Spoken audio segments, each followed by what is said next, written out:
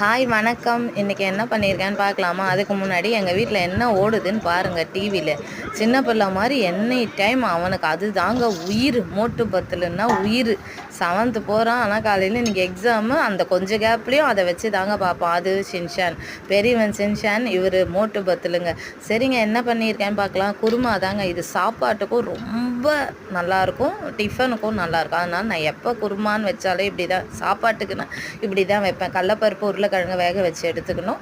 அப்புறம் என்ன காய் இருக்கோ உங்ககிட்ட, கத்திரிக்காய் இருந்தால் கூட, ஆனால் ரொம்ப போடக்கூடாது கத்திரிக்காய். ஒரு 2-3 பீஸு கத்திரிக்காய், பீன்ஸு, கேரட்டு, நூக்கல் அப்படி இருந்தால் வெங்காயம் தக்காளி வதக்கி காயும் நல்லா வதக்கிட்டு தேங்காயில் 2 முந்திரி போட்டு நல்லா இருந்தால், இல்லைன்னா நல்லா சோம்பு மட்டும் போட்டு நல்லா மை போல் அரைச்சிட்டு, அப்புறம் மிளகாத்தூள், வெறும் மிளகாத்தூள் இதில் போட்டு நல்லா காய் வெந்த உடனே அரைச்ச தேங்காயும் ஊற்றி நல்லா கொதி வந்த உடனே ஆஃப் பண்ணிங்கன்னா சூப்பரான குருமா ரெடி. இதுதான் சாப்பாட்டுக்கு ரொம்ப நல்லா இருக்குங்க. நீங்கள் ஒரு வாட்டி ட்ரை பண்ணி பாருங்கள்.